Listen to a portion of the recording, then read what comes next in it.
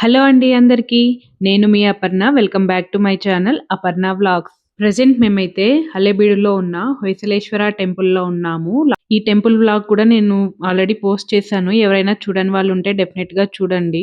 Temple మాత్రం చాలా బావుంటది. డెఫినెట్‌గా విజిట్ చేయాల్సిన ప్లేస్ ఇది. ప్రెజెంట్ మేమైతే టెంపుల్ పక్కనే ఉన్న ఈ చెరువులోకైతే బోటింగ్‌కి వెళ్తున్నాము. నా లైఫ్‌లో ఇదే ఫస్ట్ బోటింగ్ ఎక్స్‌పీరియన్స్ అన్నమాట. అసలు నేను ఇంతవరకు ఎప్పుడు బోటింగ్‌కి వెళ్ళలేదు. ఇక్కడ బోటింగ్ కాస్ట్‌లు ఎలా ఉన్నాయనేది కూడా నేను ఎక్స్‌ప్లెయిన్ చేస్తాను. ఎందుకంటే ఈ ప్లేస్‌కి ఎవరైనా వచ్చే వాళ్ళకి ఒక ఐడియా అనేది ఉంటది కదా! మోటార్ బోట్‌కొచ్చేసి 100-150, మోటార్ బోట్ స్పెషల్ వచ్చేసి 800-1200, పెడల్ బోట్ వచ్చేసి 100. ఈ పెడల్ బోట్ వచ్చేసి 30 మినిట్స్ ఉంటది. నెక్స్ట్ బంపర్ వచ్చేసి 2 మెంబర్స్‌కి 600, 3 మెంబర్స్‌కి 800. నెక్స్ట్ జెట్ స్కై వచ్చేసి 350. నెక్స్ట్ రాఫ్టింగ్ వచ్చేసి మినిమమ్ 4 మెంబర్స్ 150 చార్జ్ చేస్తారు. ఇలా ఉన్నాయి ఇక్కడ బోటింగ్ కాస్ట్‌లయితేను. ఐ థింక్ ఇక్కడికొచ్చి ఎవరైనా బోటింగ్ ఎక్స్‌పీరియన్స్ చేయాలనుకునే వాళ్ళకి ఇది యూజ్‌ఫుల్ అయితుందని అనుకుంటున్నాను. మేమైతే మోటార్ బోటే సెలెక్ట్ చేసుకున్నామండి.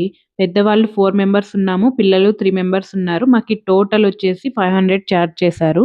ఇక్కడ మాకి ఓన్లీ 10 మినిట్స్ మాత్రమే బోటింగ్ ఉంటది.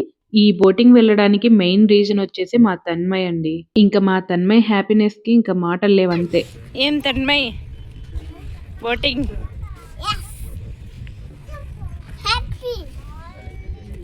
అసలు నా లైఫ్‌లో నేనెప్పుడు బోట్ ఎక్కుతాననే అనుకోలేదు. First time boat ఎక్కుతున్నాను.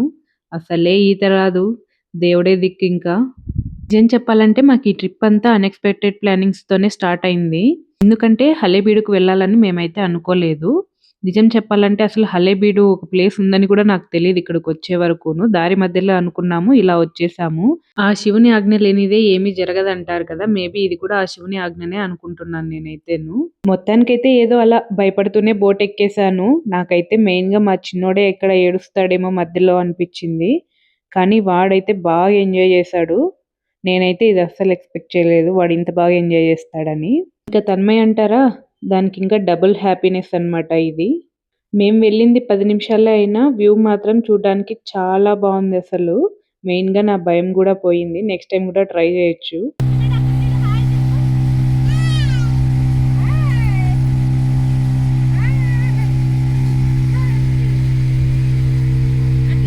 జున్ను హాయ్ చెప్పు. ఓయ్ తన్మయ్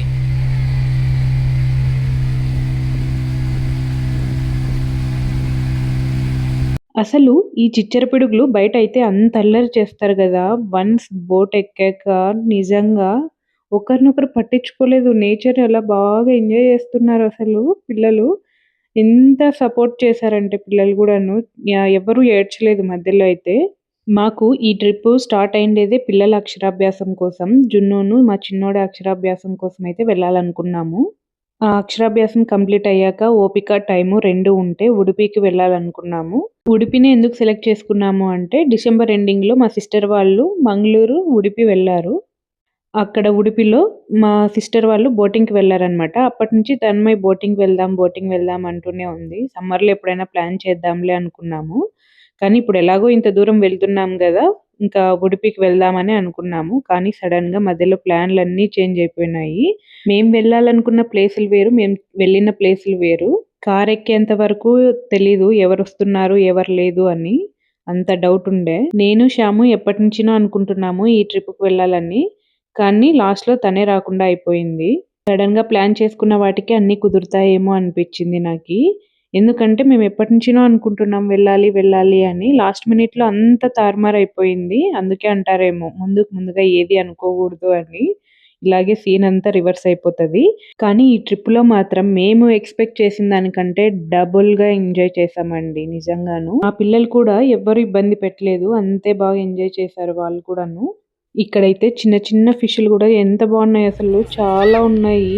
మా చిన్నోడైతే బోట్ దిగి రావడానికే ఇష్టపడట్లేదండి అసలు. వాడిని కిందికి పిలుచుకొని రావడానికి ఎన్ని తంటాలు పడినామంటే, మొత్తం అంతా వాళ్ళ మామే మేనేజ్ చేశారు వాళ్ళని ముగ్గురినిను. ఇప్పుడు మన జున్ను చెప్పేది వినండి. ఏం జున్ను ఊగుతాందా ఎట్లూగా రా అయ్యో చూడు వస్తాడా మళ్ళీ పోదాం రాప్పా మళ్ళీ పోదాం రా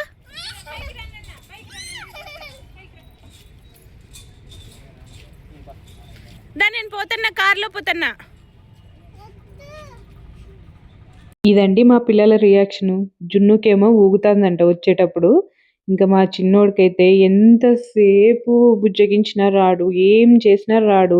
ఇంకా ఎన్ని చెప్పినా విననే వినడు. అసలు రావడానికే ఇష్టపడట్లేదు. ఫస్ట్‌లో చాలా భయపడినా నేను. వాడు వెళ్తాడో లేదో, ఉంటాడో లేదో, మధ్యలో ఏడుస్తాడేమో, వాటర్ చూసి భయపడతాడేమో అని. లాస్ట్‌లో మాత్రం వాడు అసలు రావడానికి గూడా ఇష్టపడట్లేదు. ఫైనల్లీ నా ఫస్ట్ బోటింగ్ ఎక్స్‌పీరియన్స్ మాత్రం వేరే లెవెల్ అంతే. ఇప్పటికే చాలా లేట్ అయిపోయింది. అందరికీ ఫుల్‌గా ఆకలేస్తోంది. తినడానికి టెంపుల్ దగ్గరలో ఉన్న ఒక రెస్టారెంట్‌కి అయితే వచ్చేసామండి. టెంపుల్ దగ్గరలో ఉన్నప్పుడే ఈ రెస్టారెంట్ విజిటింగ్ కార్డ్ అయితే ఇచ్చారు. రేటింగ్స్ కూడా బానే ఉన్నాయి. అందుకే వచ్చాము. ఈ రెస్టారెంట్ పేరు వచ్చేసి ఇతిహాకల రెస్టారెంట్ హలేబీడు. ఈ నేమ్ మాత్రం బాగా గుర్తుపెట్టుకోండి. ఈ ప్లేస్‌కి వచ్చే వాళ్ళు ఎవరైనా సరే డెఫినెట్‌గా ఈ రెస్టారెంట్‌కి మాత్రం ఒక్కసారైనా విజిట్ చేయండి. నేను ఏదైనా గానీ జెన్యూన్ రివ్యూనే ఇస్తానండి. ఎందుకంటే నచ్చింది అంటే మాత్రం డెఫినెట్‌గా సజెస్ట్ చేస్తాను నేనైతేను. అంత నచ్చడానికి రీజన్ ఏంటి అనుకుంటున్నారా? ఈ రెస్టారెంట్ చూడగానే సగం కడుపు నిండిపోయింది. ఇంకా ఫుడ్ కాస్ట్ వచ్చేసి ఇంకా నెక్స్ట్ లెవెల్ అంతేను. మేము వెళ్ళింది ఆఫ్టర్‌నూన్ వెళ్ళాం కాబట్టి నో టిఫిన్స్, ఓన్లీ మీల్స్ మాత్రమే ఉంటది. Unlimited food. పర్ పర్సన్ వచ్చేసి ₹100 చార్జ్ చేశారు మాకు. నా లైఫ్‌లో ఈ రెస్టారెంట్ మాత్రం ఒక బెస్ట్ ఎక్స్‌పీరియన్స్ అనే చెప్తాను నేనైతేను. నాకు ఈ ప్లేస్ చూడగానే చాలా నచ్చింది. ఎంత నచ్చింది అంటే ఇంక మాటల్లో చెప్పలేనంతే. ఇక్కడ మెయింటెనెన్స్ కూడా అంతే బెస్ట్‌గా ఉంది. చాలా బావుంది మెయింటెనెన్స్ మాత్రం. ఇంకా ఫుడ్ అంటారా?